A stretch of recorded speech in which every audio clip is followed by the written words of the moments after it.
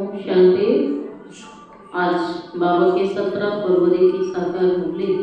मीठे बच्चे, बाबा तुम्हारा मेहमान बनकर आया है।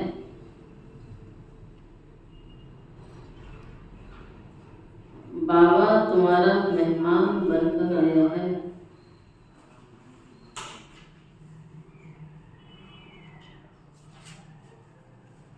जो तुम्हें आदर करना है, जैसे प्रेम से बुलाया है, ऐसे आदर भी करना है। निरादर ना हो।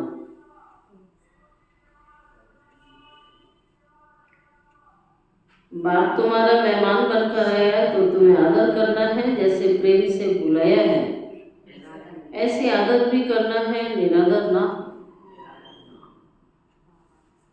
प्रश्न, कौन सा नशा तुम बच्चों को सदा चढ़ा रहना चाहिए? यदि नशा नहीं चढ़ता है तो फिर क्या कहेंगे? बाबा कहता कौन सा नशा सदा चढ़ा रहना चाहिए? नशा बोलो, नशा। और नहीं चढ़ता है तो क्या कहेंगे?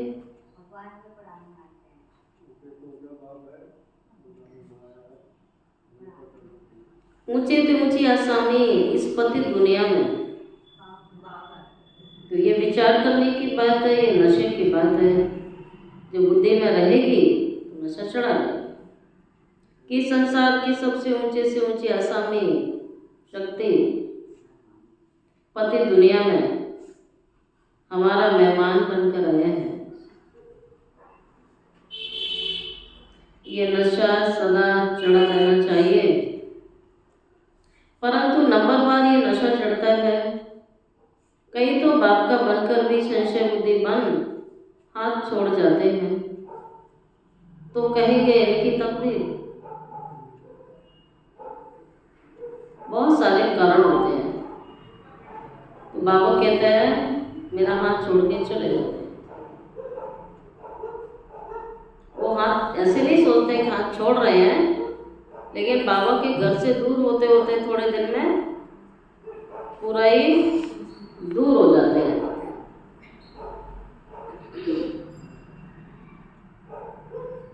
तो फिर बाप कहते हैं ऐसे बच्चे संशय बुद्धि बन जाते हैं, छोड़ के चले जाते हैं तो कहेंगे इनकी तकदीर। ओम शांति। तो फिर बाबा कहता ओम शांति 2 बारी कहना पड़ेगा। बोलिए 2 बारी। ये तो बच्चे जानते हैं कि बाबा दूसरा है दादा, तो दोनों की तरफ से डबल ओम शांति हुई। दोनों इकट्ठे हैं। भगवान की महिमा भी कितनी ऊंची करते, परंतु अक्षर कितना सिंपल है। गॉड फादर,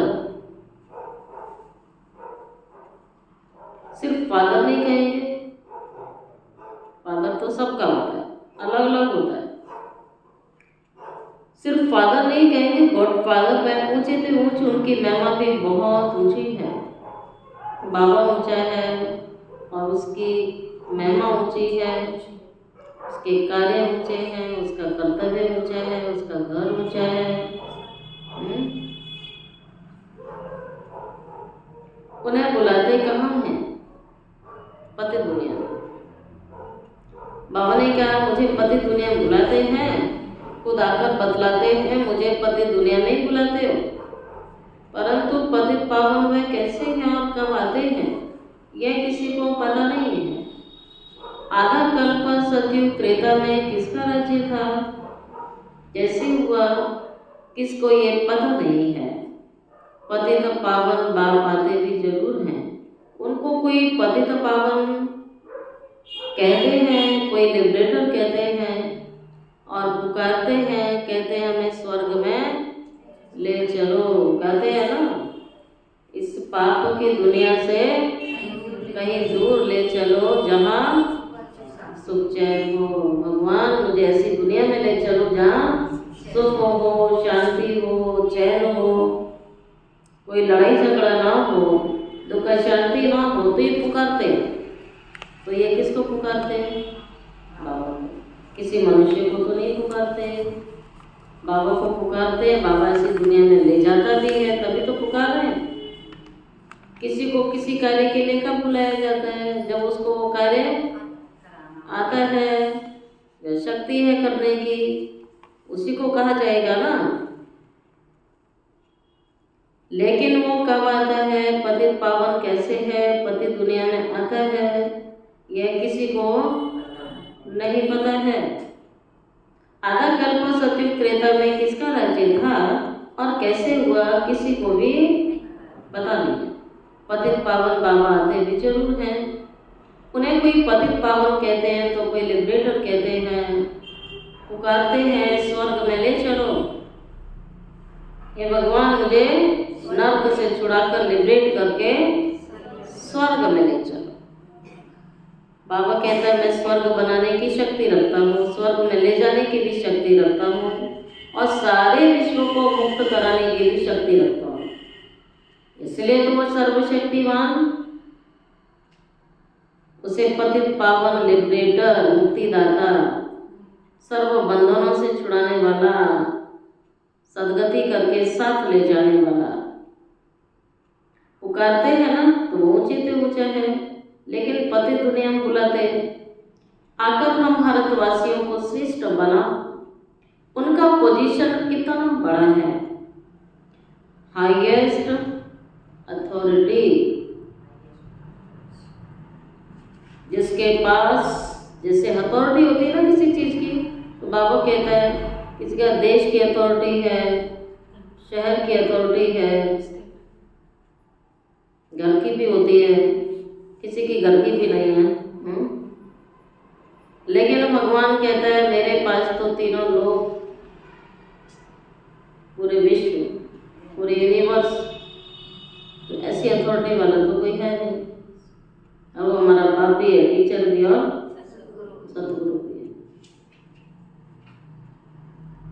हाईएस्ट अथॉरिटी उन्हें बुलाते हैं, जबकि रावण का राज्य है उनका। बाबा ने क्या कही, तो इस रावण राज्य से कौन छुड़ावे, ये सब बातें तुम बच्चे सुनते हो, तो नशा चढ़ा रहना चाहिए ना। नशा रहता है, सारी बात नशे की है। जैसे पूरे संसार में दुख और गम भुलाने के लिए नशे का यूज किया जाता है। नशा कब करता है व्यक्ति? जब दुखी होता है, ताकि भूल जाए, क्योंकि वो बात उसके दिमाग से निकलती नहीं है, तो अल्प काल के लिए नशे का उपयोग करके भूल जाता है।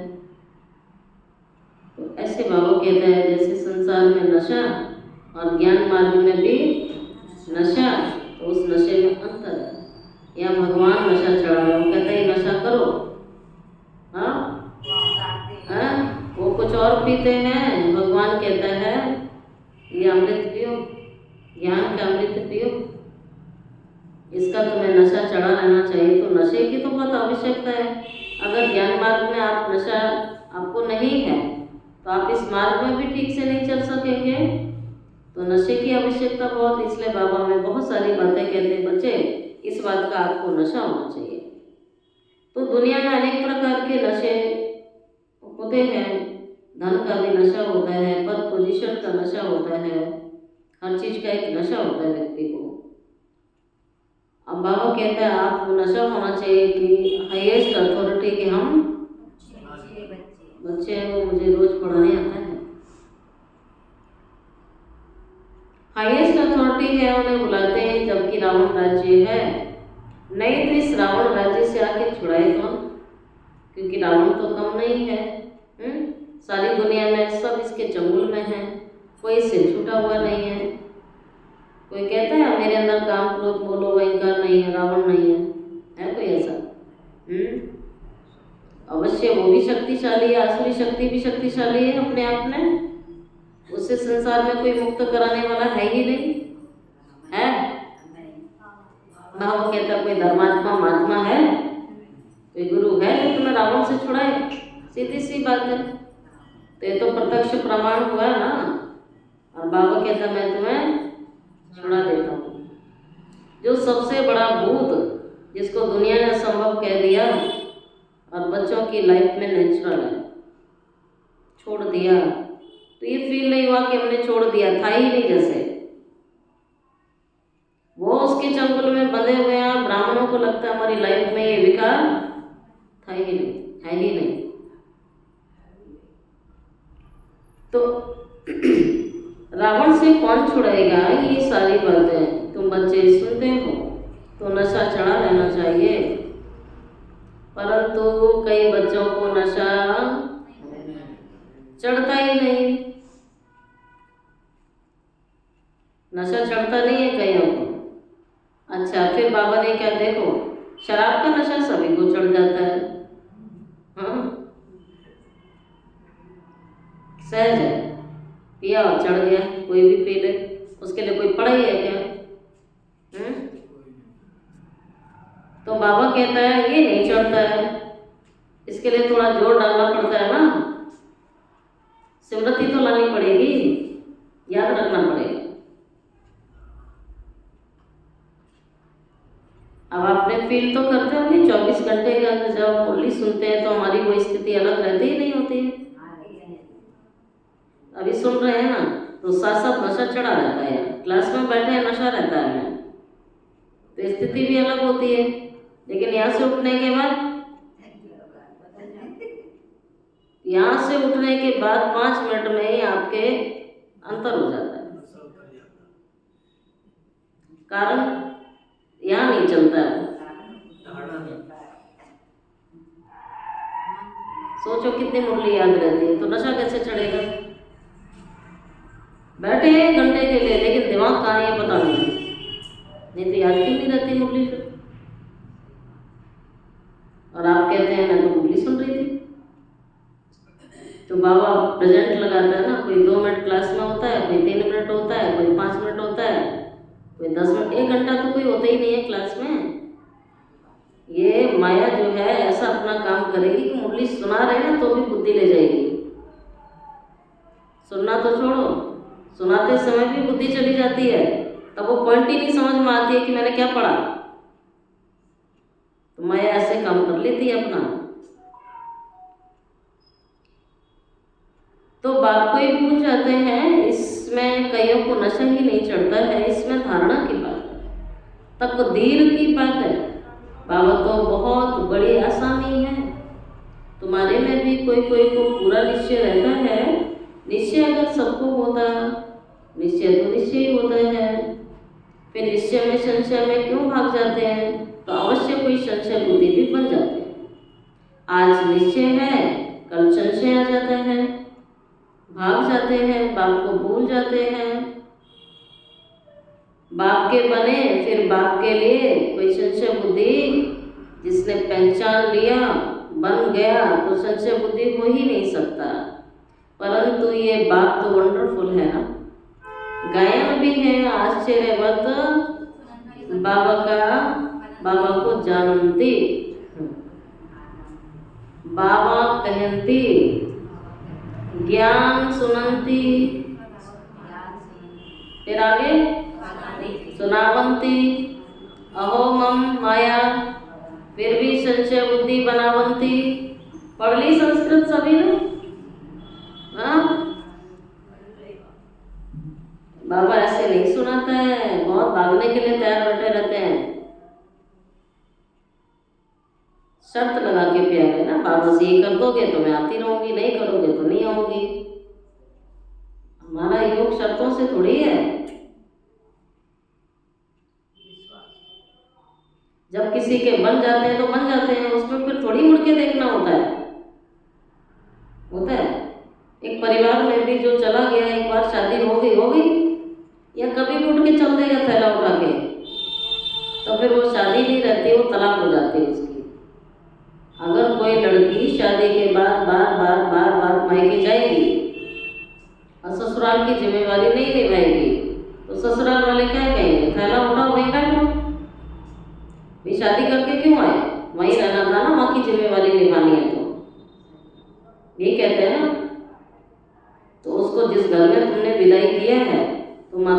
भी अच्छी शिक्षा देते हैं, कहते हैं नहीं तुम अपने ससुराल में रहो, यही कहा जाता है। और जो ठीक नहीं है, माँ बाप भी अच्छी शिक्षा नहीं देते हैं, कोई बात हुई तो कहेंगे नहीं तुम जाओ ही नहीं। हाँ, कोई बड़ा कारण है, कलयुग चल रहा है, वो बात अलग है, लेकिन छोटे मोटे कारण के लिए तो नहीं कहते ना कि यहाँ रहो। बाबा भी कहता अब तो तुम मेरे बन गए ना, रावण की दुनिया छोड़ा है ना, अब तो तुम बाप के घर में आ गए हो, आ गए ना। अब यहाँ से हमें कहाँ जाना है? सतयुग, ससुर घर जाना है। अब तो हमें वहाँ की तैयारी करनी है। पुरानी दुनिया से मर गए, कई उदाहरण, लंगर उड़ गया तो नाव आगे की तरफ जाती है। तो ऐसी बाबा ने कहा कोई मर जाता है तो भी क्या करते हैं? पैर किधर? शहर की तरफ। और वैसे भी कोई घर से निकलता है, कहते मुड़ के नहीं देखना है, एक यादगार है ना, पीछे से आवाज देनी है ना मुड़ के देखना है। ऐसे बाबा भी कहते हैं मुड़ के थोड़ी देखना है, तुम्हारा मुंह किधर है? स्वर्ग की तरफ है ना, अब तो मुड़ के देखना ही नहीं है। मुड़ के तो ये तो उधर चलने से पहले सोचना था ना पहले, अब जब निकल गए तब थोड़ी मुड़ मुड़ के देखा जाता है। तो मुड़ मुड़ के देख रहे हैं, माना उधर इच्छा है जाने की, भाई मुड़ के कब देखा जाता है? कोई चीज मुझे अच्छी लगती है तो मैं उसको बार बार देखूंगी ना, बार बार ध्यान जाएगा ना। ऐसी पुरानी दुनिया को हम देख रहे हैं बार बार, तो फिर बाबा भी कहेगा वहीं चले जाओ, मुड़ मुड़ के देख रहे हो। तो जिस चीज को छोड़ दिया, जिस चीज को थूक दिया, त्याग दिया, कहते हैं दोबारा से फिर थोड़ी अपनाना है। अब ऐसे तो नहीं, रावण का भी हाथ पकड़ के रखो और राम का भी पकड़ के रखो, तो रावण भी पूरी कोशिश करता है तो राम को भूल जा, हाँ तो मैं अपना लूंगा। तो रावण का तो यही काम है, वो तो दूर ले जाएगा, राम से दूर ले जाएगा ना, तभी तो अपना बनाएगा। तो ये माया है जो किस रूप में आएगी हमारे आगे? सोने के हिरण के रूप में आएगी। रूप बड़ा सुंदर होगा, लेकिन आकर्षित हुए और गए काम से, उसके पीछे क्या होगा? दुख की लंबी लिस्ट। तभी तो बाबा रोज सुनाता है, बाबा तुम्हें रावण के राज्य से छुड़ाने आया है।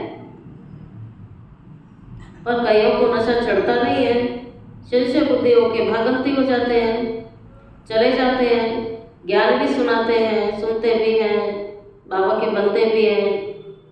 बाबा समझाता है भक्ति मार्ग के शास्त्रों में कोई भी सार नहीं है, फिर भी कई पहुंच जाते हैं सुनने। बाप कहते हैं मुझे कोई भी जानते नहीं है, तुम बच्चों में भी, पूरी दुनिया में तो कोई जानते नहीं है, लेकिन तुम बच्चों में भी। रोज बाबा ये भी कहता है, अभी जो संस्कृत सुनाई बाबा ने किसके ऊपर थी? ब्राह्मणों में ही होते हैं ऐसे। तो फिर बाप कहते हैं तुम बच्चों में भी कोई मुश्किल कोई ठहर सकते हैं, ये बहुत ऊंची मंजिल है, कितने गिर जाते हैं, चढ़ाई होती है कितने गिर जाते हैं। तो ये मंजिल ऐसी है, सीधी चढ़ाई वाली मंजिल है, कितने फिसल जाते हैं, सब कामयाब थोड़ी होते हैं। कोई 10 साल 20 साल 25 साल 50 साल वाले भी भाग गए। बाबा मुरली चलाता है, ऐसे ऐसे भी भाग गए, संशय बुद्धि यज्ञ में रह के कितने चले गए। और बाहर वाले तो बाहर है, उन्हें तो बहुत जल्दी माया पकड़ती है। इसलिए बाबा कहता है सावधान रहो। तुम भी फील करते हो भाई, याद स्थायी ठहरती नहीं है, याद नहीं रहता है, क्या क्या चलता है बुद्धि में, बाबा की याद नहीं रहती। हम आत्मा बिंदी है, ज्ञान बहुत, बाबा कहता है बहुत विस्तार वाला याद नहीं रखो। बिंदी बिंदी मुश्किल है क्या? बिंदी की मात्रा मुश्किल है। बुद्धि रूपी कंप्यूटर में क्या करना है? हाँ, बाबा बिंदी, मैं बिंदी, दुनिया कहती है सब गोल है, आत्मा गोल, बाबा गोल, दुनिया गोल, सब गोल। तो बस गोल कर दो, सब भूल जाओ। वह हमारा बाप है, उनको अपना शरीर नहीं है। शरीर तो हमारा भी नहीं था जब आए थे घर से, और जाएंगे तो हम शरीर को नहीं ले जाएंगे, तो हम सब बिना शरीर वाले ही तो हैं। लेकिन बाबा ने कहा तुमने परमानेंट ले लिया इधर आके शरीर, जन्म जन्म लेते हो, कई बार लेते हो, और मैं अपना नहीं लेता, पराई करना आता हूँ, एक ही बार आता हूँ। कहते हैं मैं इस तन का आधार लेता हूँ, मेरा नाम शिव है, मुझे आत्मा का नाम कभी बदलता नहीं है। तुम्हारे शरीर के नाम बदलते हैं, शरीर पर ही नाम पड़ते हैं, शादी होती है नाम बदल जाता है। यह बाबा कहता है फिर वह नाम पक्का कर लेते हैं। तो अब बाप कहते हैं तुम ये पक्का कर लो कि हम आत्मा हैं। ये बाप ने परिचय दिया है कि जब जब बाप ने परिचय दिया है, जब जब अत्याचार और ग्लानि होती है तब मैं आता हूँ। कोई अक्षरों को भी पकड़ना नहीं है। बाबा खुद कहते हैं मुझे पत्थर भीतर में ठोक दिया, कितनी ग्लानि की, यह भी नई बात नहीं है। नथिंग न्यू, कल बाबा कहता है ऐसी पतित बन के तुमने ग्लानि की और मैं आता हूँ। कल्प कल्प का मेरा पार्ट है, इसमें अदली बदली नहीं हो सकती। ड्रामा महमूद है।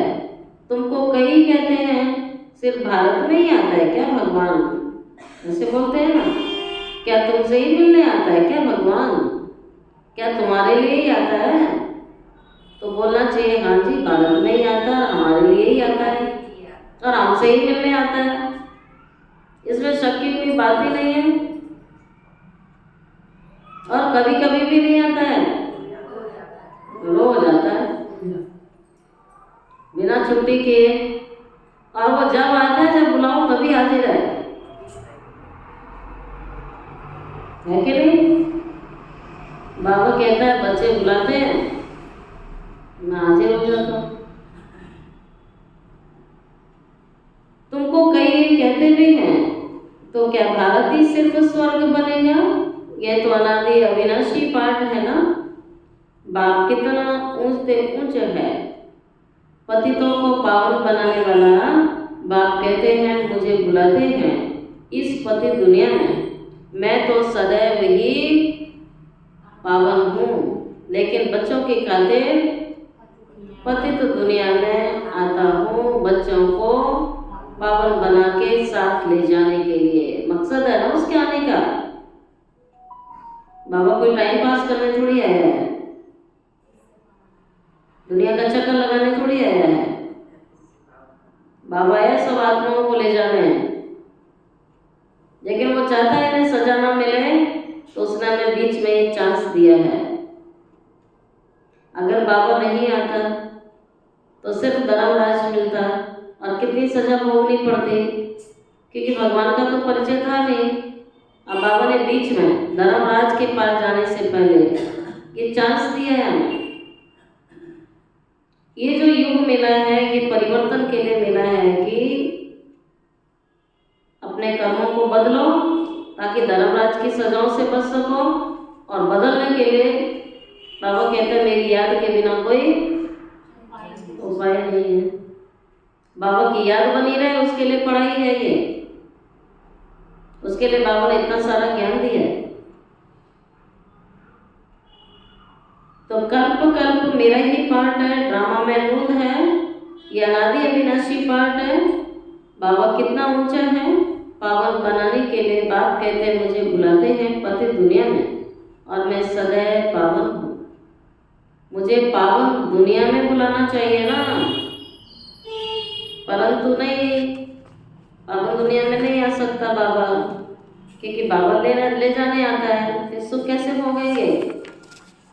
अब उसका जो टाइटल है, उसका जो काम है, वो तो करेगा ना।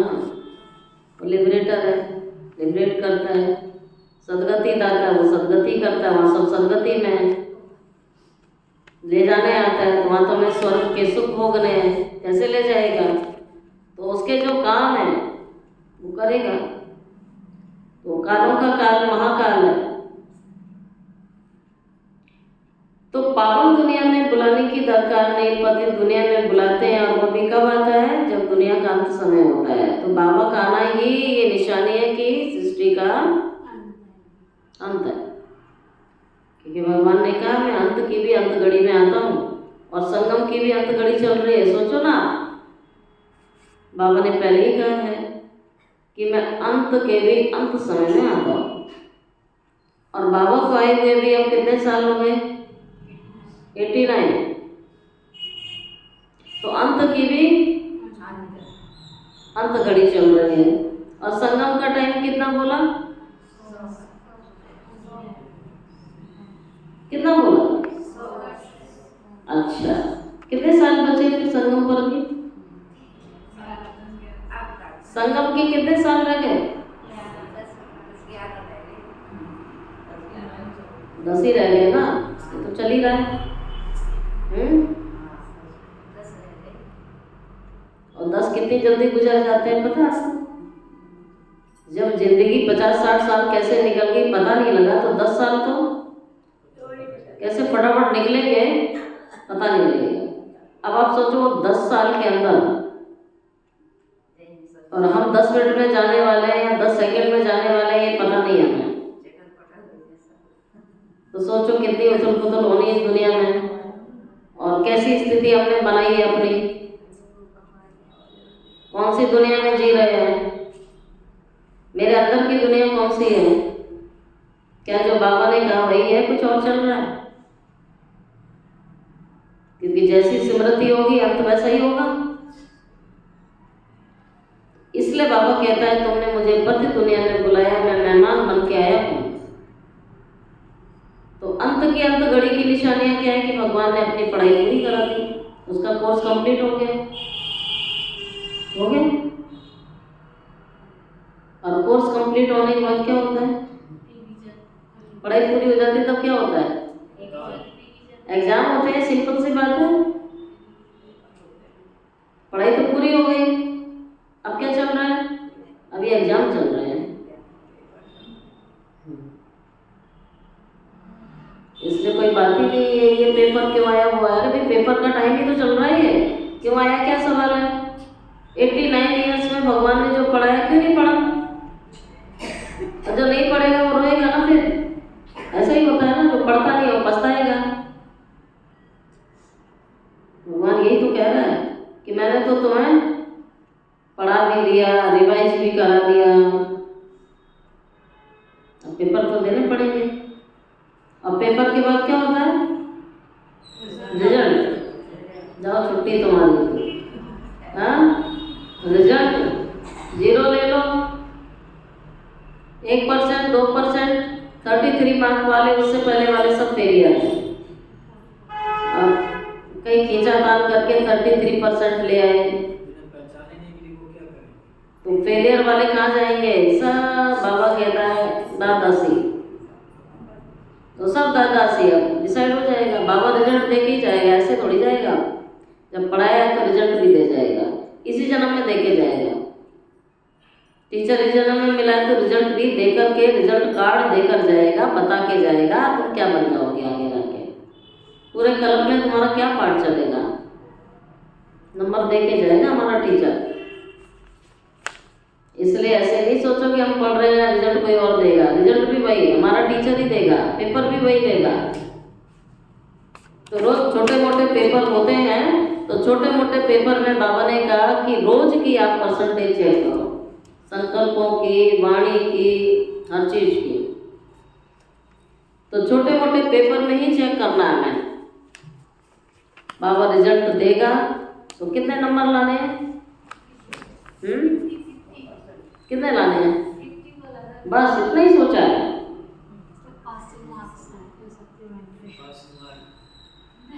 100 का सोचो, है, जितना हम सोचते हैं उससे कम ही आते हैं ना, ज़्यादा थोड़ी आते हैं। हाँ, तो इसलिए अब ये सवाल नहीं है ऐसा पेपर क्यों आया, वैसा क्यों आया, हमें तो पता नहीं था इतना बड़ा पेपर आएगा। अरे भाई 89 ईयर्स में बता तो दिया कितना बड़ा पेपर आएगा। बड़ा थोड़ी है पेपर, तो थोड़े से टाइम का। हमारा पेपर तो सबसे छोटा है, कितनी देर का? 1 सेकंड का पेपर कोई लेता है टीचर? तो देखो बाबा भी देख रहे हैं बहुत छोटा है, और पेपर भी बहुत छोटा सा लेता है। बता दिया उसने, ज़्यादा लंबे टाइम का नहीं लूँगा, 1 सेकंड का लेना। तो हमें सेकंड का अभ्यास करना है, बुद्धि सेकंड में जानी चाहिए, सेकंड में स्टॉप होना चाहिए। हर चीज़ का खेल सेकंड नहीं है, और इस संसार में सब सेकंड से चल रहा है।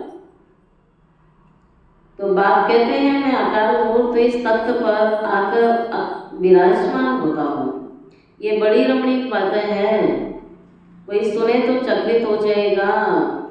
बाप कहते हैं बच्चे मेरी मत पर चलो, मेरी मत पर चलो। समझो शिव बाबा ही मत दे रहा है, सामने कोई भी सुनाए मत किसकी है? शिव बाबा मुरली चलाता है। ये कहते हैं मैं भी उनकी मुरली सुनकर सुनाऊंगा ना, मुरली सुनकर ही बजाऊंगा ना। सुनाने वाला तो एक है ना, ये नंबर 1 पूजे सो नंबर 1 पुजारी बना। अभी ये पुरुषार्थी है, बच्चों को हमेशा समझना चाहिए। हमको बाबा की श्रीमत मिली हुई है, मूल श्रीमत मिली हुई है ना सभी को। अगर कोई उल्टी बात भी हुई तो बाबा कहता है सुलटी कर देंगे, या टूट निश्चय। तो रिस्पॉन्सिबल बाबा है, ये ड्रामा महमूद है, बेगम तो पढ़ने हैं, है ना। बाबा के 2 प्रकार के बच्चे हैं ना, बाबा के बच्चों में भी, और बाहर की दुनिया तो बिगड़ डालती ही है।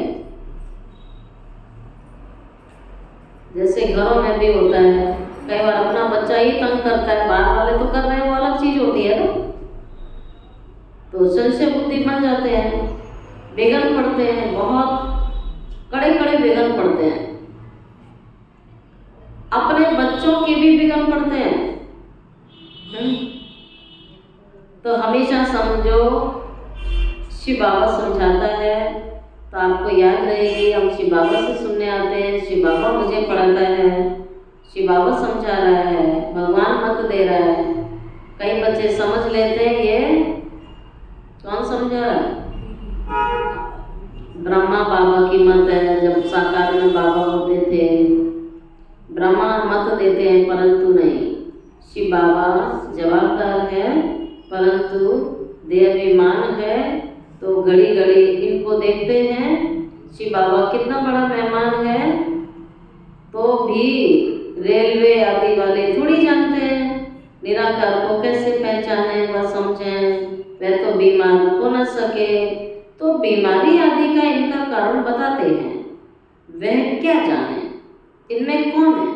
तो बच्चे भी नंबरवार जानते हैं, वह सभी आत्माओं का पिता है, और यह फिर प्रजापिता मनुष्यों का बाप। तो ये दोनों कितने बड़े गेस्ट, बाप दादा दोनों कितने बड़े गेस्ट हैं हमारे लिए। बाप कहते हैं जो कुछ होता है ये सब पूर्व निर्धारित है कि नहीं। हमें लगता है जब कोई सीन देखते हैं तो वंडर लगता है, बाबा तो पहले ही कहता है तुम्हें कुछ भी वंडर नहीं लगना चाहिए, क्योंकि सब बना बनाया।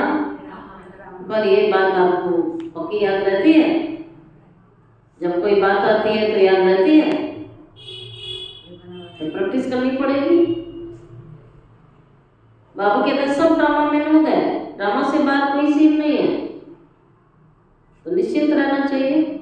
मैं भी ड्रामा के बंधन में बंधा हुआ हूँ, नूंद बिगड़ कुछ कर नहीं सकता, माया बड़ी दुस्तर है, राम और रावण दोनों का पार्ट है। ड्रामा में रावण चैतन्य होता तो कहता मैं भी ड्रामा अनुसार आता हूँ, ये दुख सुख का खेल है। सुख है नई दुनिया, दुख है पुरानी दुनिया। नई दुनिया में थोड़े मनुष्य, पुरानी दुनिया में कितने देर मनुष्य हैं। पतित पावन बाप को बुलाते हैं आकर पावन दुनिया बनाओ, क्योंकि पावन दुनिया में बहुत सुख था, इसीलिए कल्प कल्प को बुलाते हैं। बाबा आकर सुख देकर जाते हैं। अभी पार्ट रिपीट होता है। दुनिया कभी खलास नहीं होती है, खलास होना इम्पॉसिबल है। समुद्र भी दुनिया में है ना, समुद्र भी दुनिया में है ना। ये थर्ड फ्लोर तो है ना, कहते हैं जल में पानी पानी हो जाता है, फिर भी पृथ्वी फ्लोर तो है ना, पानी भी तो है ना। पृथ्वी फ्लोर कोई विनाश तो नहीं हो सकता है ना। थर्ड फ्लोर, फर्स्ट फ्लोर कौन सा? परम धाम, सबसे पहले वहां से आरंभ है। सेकंड सूक्ष्म वतन, थर्ड है ये वाला। फिर भी पृथ्वी फ्लोर है, जल भी इस फ्लोर में होता है। थर्ड और फर्स्ट फ्लोर सूक्ष्म वतन और मूल वतन में तो जल नहीं होता है, होता नहीं, हवा होती है, अग्नि कोई तत्व है ना। बाबा ने कहा जल भी इस फ्लोर में होता है, सेकंड फर्स्ट और सूक्ष्म वतन मूल वतन, वहां तो देखो जल नहीं होता है। ये बेहद सृष्टि के 3 फ्लोर है, जिसको तुम बच्चों के सिवाय कोई भी नहीं जानते। यह खुशी की बात सबको खुशी से सुनाओ। बाबा कहता और जास्ती ज्ञान नहीं दो, मूल ज्ञान दो, घर का ज्ञान दो, बाप का दो, आत्मा का दो, कर्मों का ज्ञान दो। कथा कहानियां तो दुनिया बहुत सुना रहे। जो पूरे पास होते हैं उनको अतीन्द्रिय सुख गाया जाता है ना। बाबा कहते हैं जो पूरे पास होंगे वो अतीन्द्रिय सुख की अनुभूति में रहेंगे, उनके लिए गायन है। जो रात दिन सर्विस पर तत्पर है, सर्विस ही करते रहते हैं, उन्हें बहुत खुशी रहती है सेवा करने में, ये निशानी है। कोई कोई ऐसे दिन भी आते हैं जो मनुष्य रात को भी जागते हैं, परंतु आत्मा थक जाती है तो सोना होता है। आत्मा की सोने से शरीर भी सो जाता है। आत्मा ना सोए तो शरीर भी ना सोए, थकती तो आत्मा ही है ना। आज मैं थका पड़ा हूँ तो ये कौन कह रहा है? बोलने से, देखने से, सोचने से कौन थकती है? आत्मा के साथ भी शरीर भी थकता है। आत्मा ना सोए तो शरीर भी ना सोए। आत्मा थकती, कहते मैं थका पड़ा, किसने? आत्मा ने। तुम बच्चों को आत्म अभिमानी रहना है, इसमें मेहनत है। बाप को याद नहीं करते, देही अभिमानी नहीं रहते, तो देही अभिमानी नहीं रहते, बाबा को याद नहीं करते तो क्या बोलने वाले हैं बाबा?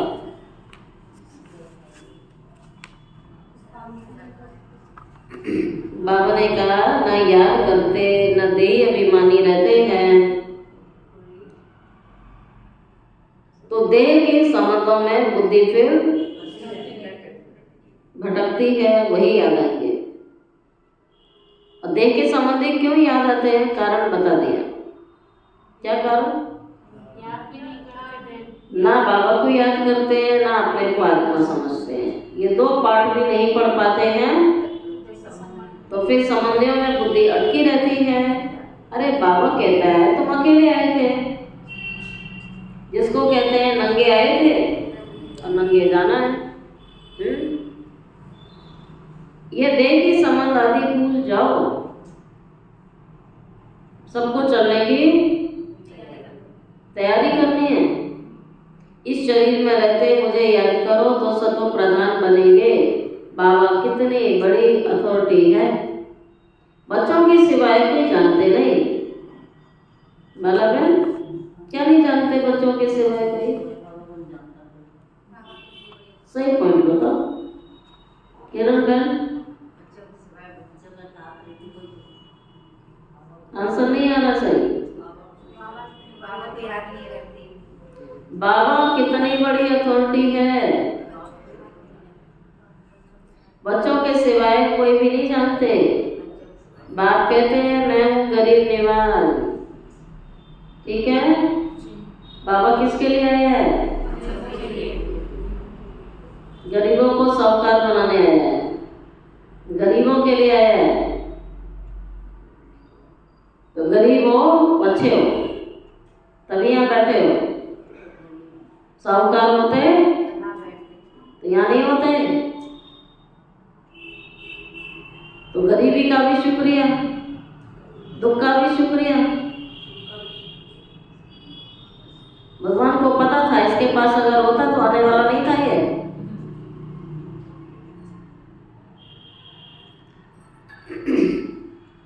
तो बाबा है गरीब निवाज, ठीक है। तो मैं हूँ गरीब निवाज, बाप कहते हैं ये भी बच्चों की सेवा को जानते नहीं है। पतित पावन बाबा आया है, ये जान ले तो पता नहीं कितनी भीड़ हो जाएगी। बड़े बड़े आदमी आते हैं, कितनी भीड़ हो जाती है, और पता लग जाए भगवान आया है। अभी कुंभ के मेले में इतनी भीड़ हो रही है, बस इतना पता है गंगा में डुबकी लगाओगे तो पाप धुल जाएंगे, जबकि वो सच भी नहीं है। तो इतनी भीड़ और सचमुच भगवान आ जाए और ये पता लग जाए तो बताओ क्या हाल हो जाएगा। सोच के देखो, अगर बाबा प्रत्यक्ष रूप में आ जाता, ऐसी कौन सी जगह जहाँ सारी भीड़ इकट्ठी हो जाए। भगदड़ में ही मर जाते हैं, कोई सुनता ही नहीं। वो तो गंगा जी पर जा रहे हैं तभी हाल है, और साक्षात भगवान आ जाए तो क्या हाल होगा। भगवान को पढ़ाने की जरूरत ही नहीं, पहले शरीर छूट जाएगा भगदड़ में सबका, किसी को नहीं सुनने देंगे। तब बाबा कहता है अरे ड्रामा में इनका पार्ट गुप्त रहने का, इसलिए आगे चल आहिस्ते आहिस्ते प्रभाव निकलेगा, आहिस्ते आहिस्ते निकलेगा। बाबा कार्य अपना पूरा कर ले शांतिपूर्वक, फिर विनाश होगा। सब थोड़ी मिल सकते, याद करते हैं ना तो उनको बाप का परिचय मिल जाएगा। जो आत्माएं दिल से पुकार रही हैं, जानना चाहती हैं, मिल जाएगा, बाकी तो पहुंचेंगे नहीं।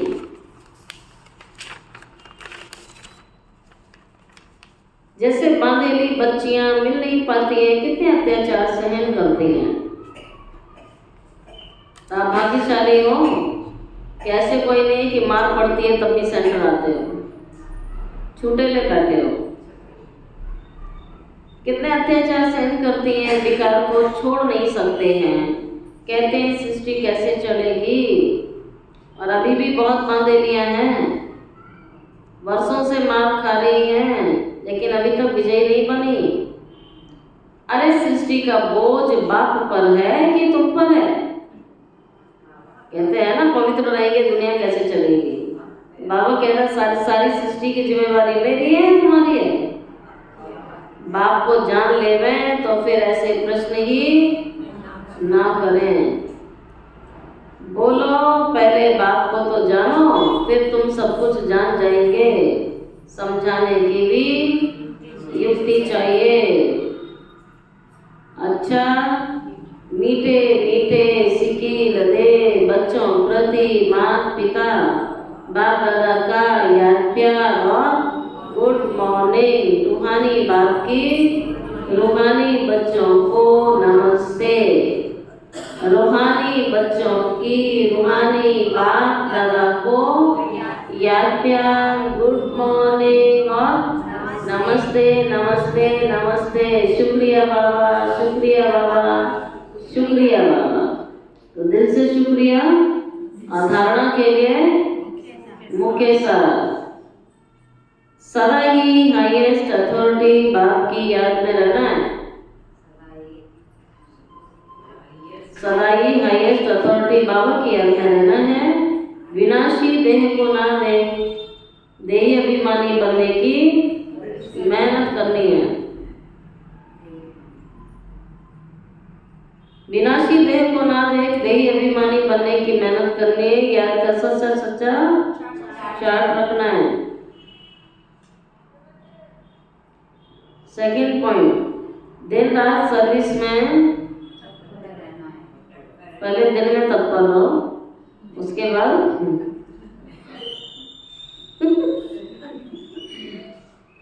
दिन रात सर्विस में तत्पर रह अपार खुशी में रहना है। तीनों लोगों का राज सबको खुशी से समझाना है। ठीक है, तीनों फ्लोर का राज। इस फ्लोर पे पानी है, धरती है, बाकी फ्लोर पे पानी धरती नहीं है। तीनों लोगों का राज सबको खुशी से समझाना है। शिव बाबा जो श्रीमत देते हैं उसमें अटूट निश्चय रख कर के चलना है। श्रीमत जो देता है उसको अटूट निश्चय होना चाहिए। भगवान हमें अटल सत्य सुना रहा है और सत्य जल्दी अंदर घुसता नहीं है। कोई भी विघ्न आए घबराना नहीं है। ऐसे ही होना सभी, घबराने वाले तो नहीं। बोलो, कोई भी विघ्न आए घबराना नहीं। रिस्पॉन्सिबल शिव बाबा है,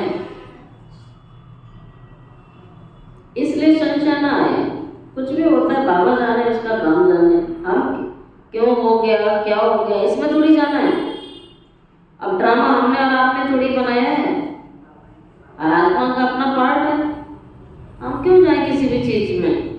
बाबा कहता कोई भी बात होती है रिस्पॉन्सिबल शिव बाबा, इसमें संशय ना आए, चाहे कितनी भी बड़ी बात हो जाए।